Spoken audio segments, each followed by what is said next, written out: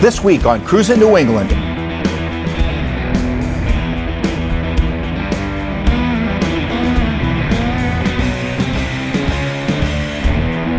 This episode, I'm going to take you back to some of my favorite segments on a special edition of Cruisin' Favorites.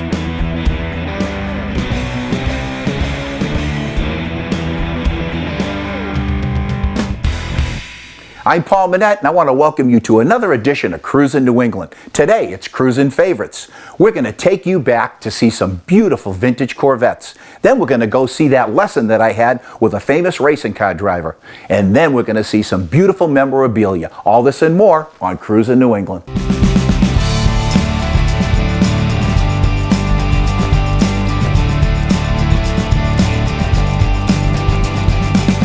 All my life, I've been cruising New England, meeting great people, visiting amazing places, and discovering wonderful classic and custom car collections, nostalgic automobilia, and so much more. Come on and join our adventure. I'm Paul Manette. Let's go cruising.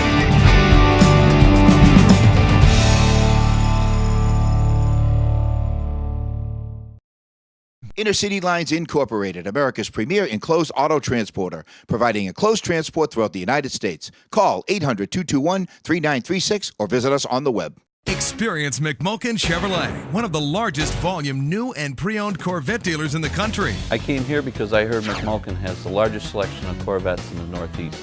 I bought a ZR1 because I wanted the fastest production car out there. McMulkin has one of the most extensive inventories of coupes and convertibles, available and ready for delivery. The Taj Mahal of Chevy dealerships. If you haven't been around, you got to come and check this place out. Make it the true American sports car, Corvette. McMulkin Chevrolet is your Corvette dealer.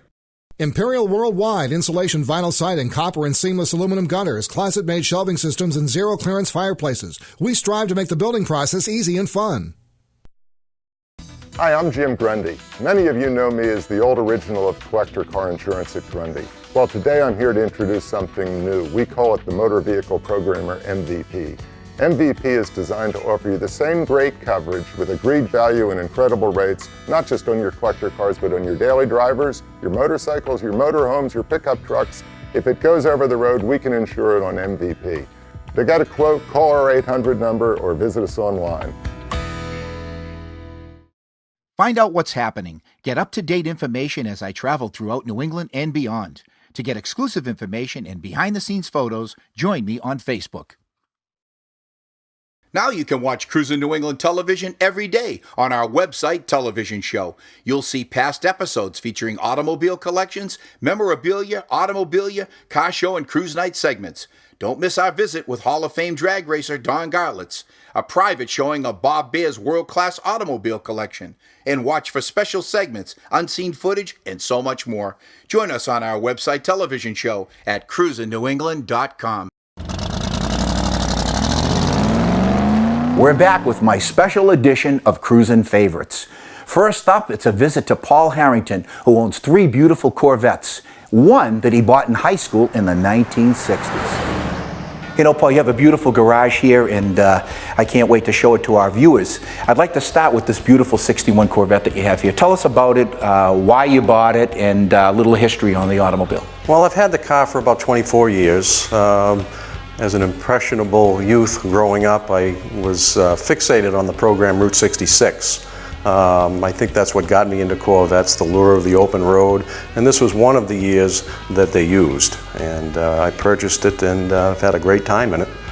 Now, you're pretty knowledgeable about the TV show Route 66. They actually didn't use just one Corvette throughout the series. What did they use? I think the show ran from between 1959 and 1963, and each year they would use a new Corvette. Now, this vehicle here, is it all stock? From the exterior, everything is stock. The interior is also stock. However, I did put a 383 stroker Chevrolet engine in it. Now, why did you make the change? Well, when I bought the car, it did not have the original engine in it, and the 283 was a little bit tired, and I wanted to get a little bit more horsepower out of it, and the 383 certainly accomplished that. Well, this is great for you because you drive them. I do. I try to drive one every day, and I alternate, and I really enjoy them. Keeps me young. Speaking about alternating, over here you have another Corvette, a 1968. Give us a little background on it. Well, I bought this car about 2 years ago. I found it through Hemmings magazine, and it's a 427 big block, 390 horsepower, original motor. The car has 75,000 original miles on it. It's kind of an oddball in that it is an automatic and it's a big block. Power steering, power brakes. The extent to which this car has been restored solely is a paint job. The interior is 100% original and it's in excellent condition. The color, I was surprised that this was a stock color back then. It is. It's called Le Mans Blue. All the color codes match, and I love it. It gets a lot of attention. Paul, you have a copy here of the original sticker price. On here it says $5,780 is the sticker price. Today, what would you pay for something like this?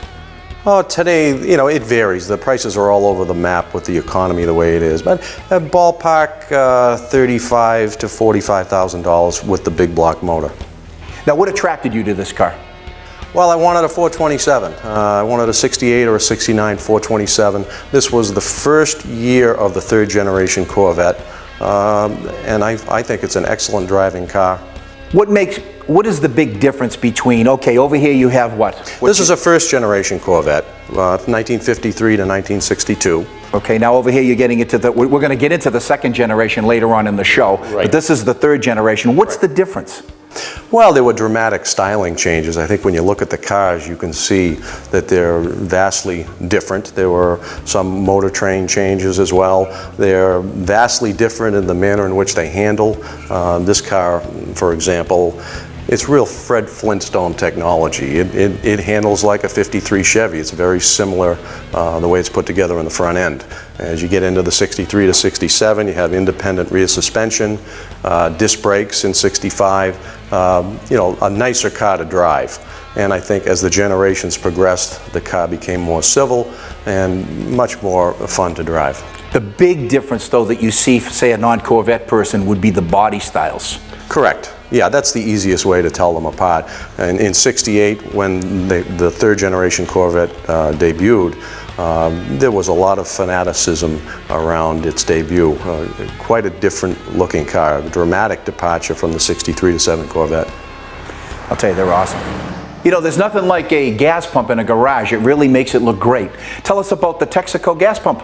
It's a 1937 vintage pump. I bought that about 10 years ago, and it was completely restored before I purchased it. And I think it really adds a lot to the garage. You know what I like about it is how much you paid for it. How much did you get it for? I paid $1,500 for that. You know, on the market, when you go to flea markets, you see these online, they go for $3,000, $4,000, $5,000. But if you take your time and you look, you might be able to come up with a great deal just like Paul. You know, Paul, the 65 Corvette is probably my favorite Corvette. And I know that this particular one is one of your favorites. Why? Well, I've had this car for so long. I was just out of high school when I bought it. I've had the car just under 37 years. Did a frame-off restoration in 1996. I went on my honeymoon in this car. We used to go on double dates in this car, not exactly legal, but we had a good time back in the day. And it really brings me back to have this car still, so I really enjoy it. Now, I understand you got a good value on it when you bought it back then. Yeah, I paid $1,500 for this car back in the early 70s. Talked the owner down from $1,750. And what's this vehicle worth today? It's probably worth somewhere in the neighborhood of $60,000 now. Tell us a little bit about the body style on it, because I know this is a second generation Corvette. Yeah, this is the second generation Corvette, which started in '63 and encompasses the years from 1963 to 1967. In '65, they went to the disc brakes, which was desirable, but I always had an affinity for the '65 Corvette. It has the gold line tires, teak steering wheel, and the factory side exhaust. Now, factory, that means you could have gotten this vehicle with or without the side pipes? Yeah, they had underneath exhaust as well. This was an option, and not very many Corvettes were equipped with that back in '65. I think it was about 800 vehicles. Now, this garage is a beautiful example of a home garage. I don't think that you could ask for anything nicer. I know you like to spend a lot of time in here. Now, do you actually work on your cars in here? I do. I try to do all my maintenance. I do know when I'm licked, and I know when I need to ask for help. I bought this lift this year, and after 37 years of lying on my back doing oil changes, that was a welcome addition to the garage. Wow, those Corvettes were awesome. When we come back, a lot more Cruisin' favorites. Waiting on back orders again? Your neighbor isn't. he ordered from NPD. National Parts Depot continues to be the nation's leading source for quality restoration parts and supplies for Ford Truck, Mustang, Camaro, Chevelle, and Firebird. With 4 strategically located superstores, you'll find everything you need shipped to your door within 1 to 3 business days. For your free catalog, visit NPD online or call toll-free. Don't let back orders stall your project. NPD takes the frustration out of restoration. Graphic Express, mobile lettering, custom graphics for autos, fleets, trucks, and boats. Signs of all types, including awnings, storefronts, banners, and more. Intercity Lines Incorporated is America's premier enclosed auto transporter with service to all 48 states. Intercities features 53-foot air ride trailers equipped with lift gates for level loading of all vehicles. Intercities drivers are the most experienced in the auto transport business and treat each car as if it was their own. Intercity provides transport services for car owners, auto manufacturers, dealers, museums, auto auctions, concours, and racing events. Call us toll-free or visit our website.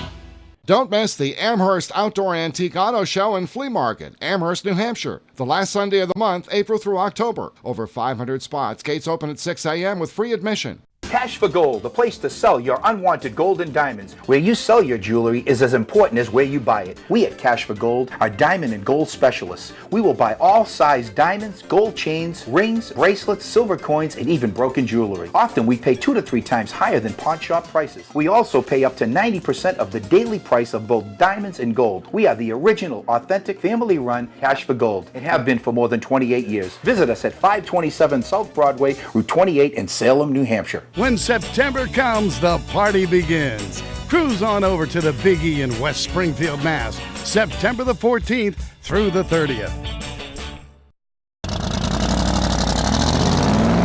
One of my most exciting segments on Cruisin' New England was my visit with Skip Barber. Let's take a look. How does a man who graduated from Harvard University with a degree in English ever think that he could, be a race car driver or even have a racing school? Well, I majored in cars and girls, but back then you had to have a major. It's more like I was a kid growing up interested in cars who went to Harvard by mistake, and that's the part of my life that really doesn't fit rather than the other way around. When did you start racing?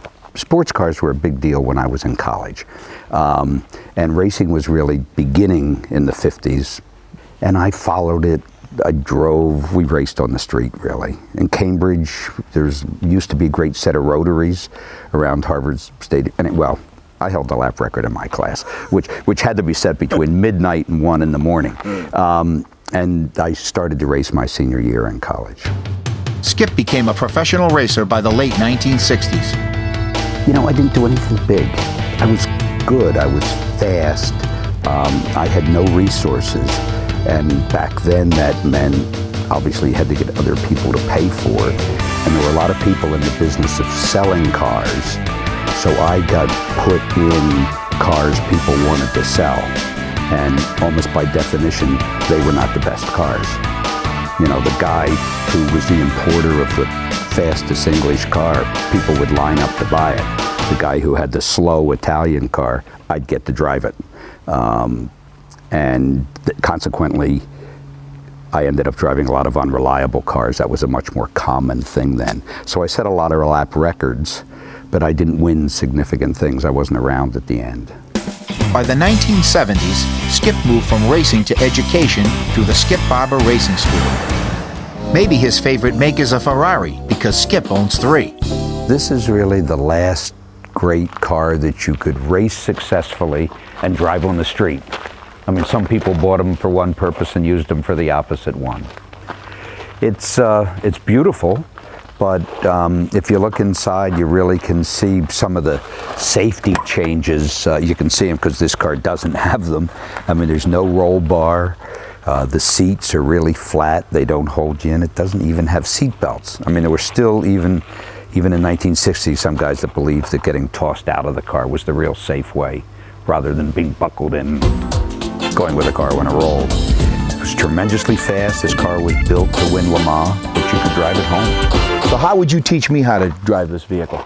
Well, depending kind of on which way you wanted to go, the skills you need to be a good race driver are the same ones you need to be good on the street. That doesn't mean you race on the street, but if you really are good with the brakes in a race car, it's so you go around the track faster. I mean, you reduce your braking times, longer on the throttle, but that same skill is what you'd use to avoid the proverbial kid that steps out in front of your street car.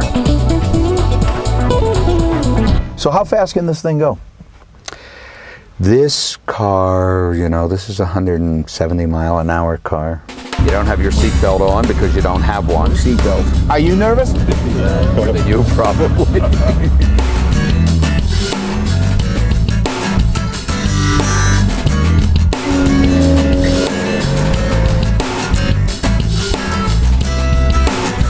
This is Lime Rock Park, home to the Skip Barber Racing School. Founded in 1975 with 2 borrowed Lola Formula Fords, the school has trained amateurs along with many of the premier racers in America. I'll get you.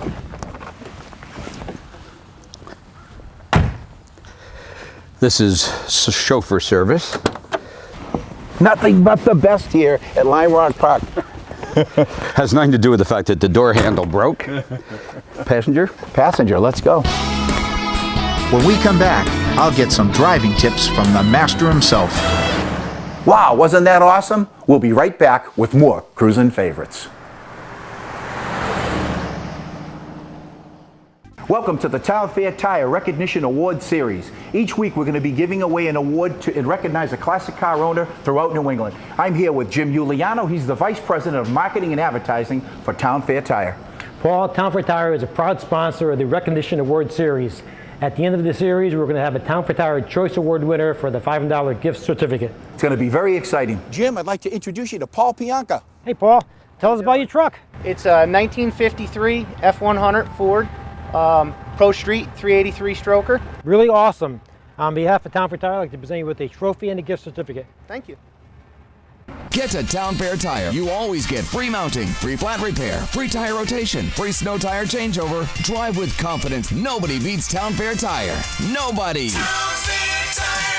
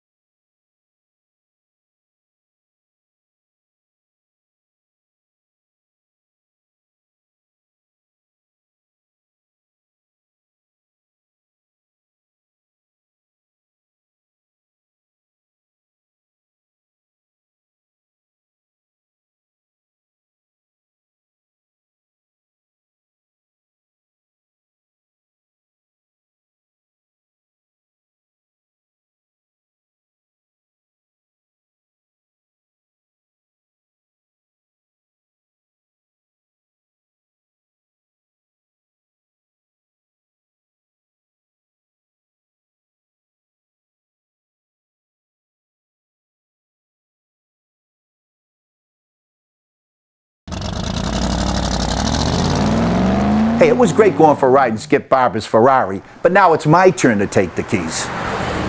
We're at Lime Rock Park in Connecticut with Skip Barber. Skip founded the Skip Barber Racing School in 1975. Skip believes that everyone is coachable. Same thing that makes you fast on the racetracks makes you nice and smooth on the road. Do you see how gently I'm turning the wheel? Right. And now I'm starting to release it. I'm not suddenly straightening it at the end. I'm trying to make this as smooth as I can. And smooth means fast. This one's weird. We're going to hit the inside at the very end because the next corner's more important. Whoops, I missed it. It's been a while.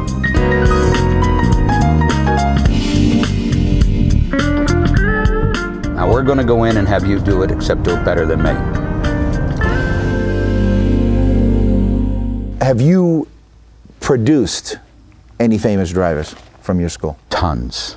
Some at the very beginning, like Montoya, Juan Pablo Montoya. The first thing he did was a school with us in California. Almost every winning stock car driver has done it to be a better road racer. Marco Andretti, who's the young American hope, did all his early stuff with us.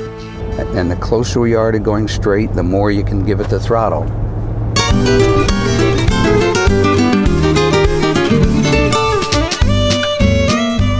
Slow it down a little more. Whoops, we missed the inside. Right here. That's called missing the apex. So now you're getting it late, and now we're in deep trouble. So that means I go off in any type of speed, I'm gone. It just means you're slow. I mean, you have to slow down because you're making a tighter turn. Okay, this is the one we hit the inside late. Good. Get it to the left, and keep, when you do, keep it there. I even got there a little too soon. Yeah, but this is good. Now. Let it track out.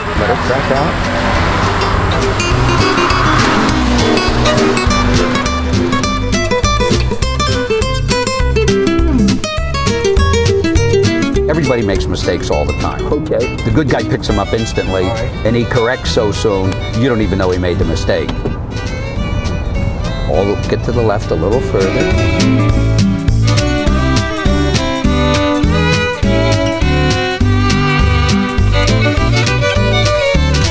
Track to the outside, and then you're going to have to turn it just a little bit tighter. This is good. Get to the inside here, Good. Now you can start undoing it, if you will. Yep, and we get back to the outside. This is the right idea. This is the one we hit the left side late. Good. Good. All the way up to the curb on the left. And keep it here. This is good. Now get the apex. Again? But let it go all the way across the road, because now you can start opening the throttle if you let it go out there.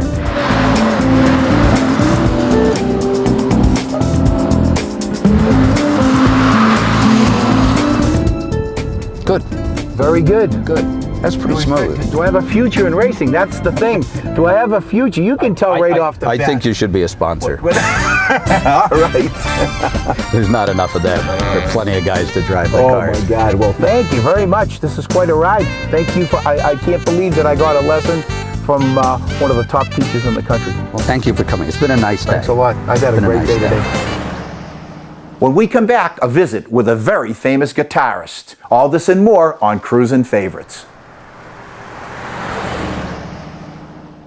I'm Paul Minette, and I'm proud to be named the spokesperson for the Food Allergy Education Network.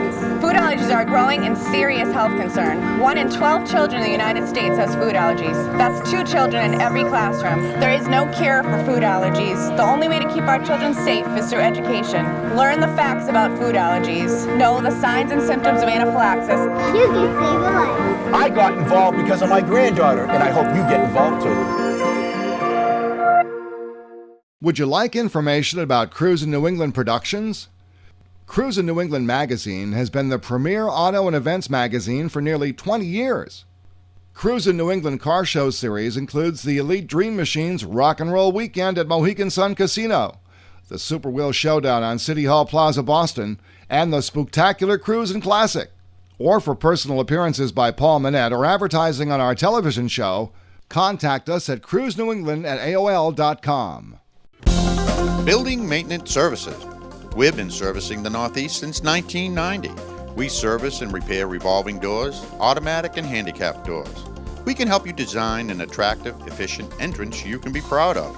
Protect your investment and secure your property with yearly maintenance contracts and 24-hour service. Whether in office, medical, or commercial high-rise, we'll get the job done right for you. Building Maintenance Services. Tired of waiting for delivery of your classic car parts? You need NPD. National Parts Depot continues to be the nation's leading source for quality restoration parts and supplies for Ford, Truck, Mustang, Camaro, Chevelle, and Firebird. With 4 strategically located superstores, you'll find everything you need shipped to your door within 1 to 3 business days. For your free catalog, visit NPD online or call toll-free. Don't be the last guy on the block to get your ride rolling. NPD takes the frustration out of restoration.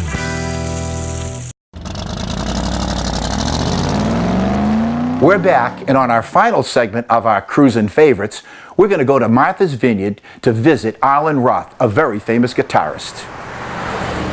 Let's talk about the toppers.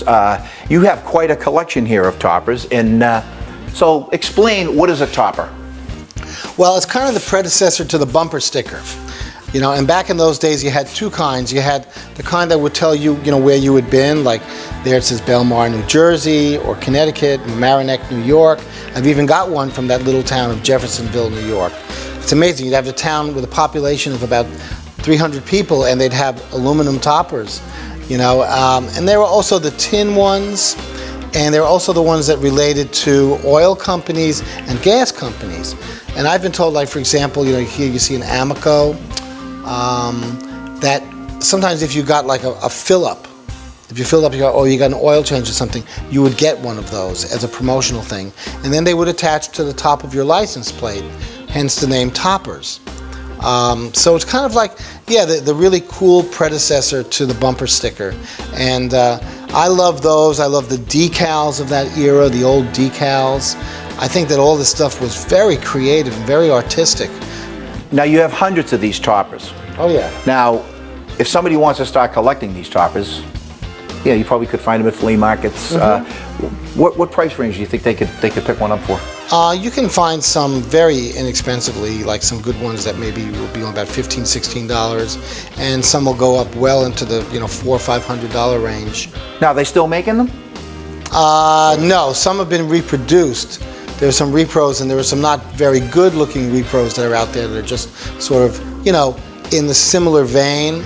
But when you find an old one and you see it on a car, that's how I fell in love with it. I saw it on an old car. I said, wow, that's just the perfect detail, perfect touch. You have some beautiful ones up there. You have one up there that says Nantucket, Massachusetts. It's an airplane. And it shows a plane. It's beautiful. And, yeah. And underneath it, hey, Cruisin speaks for itself.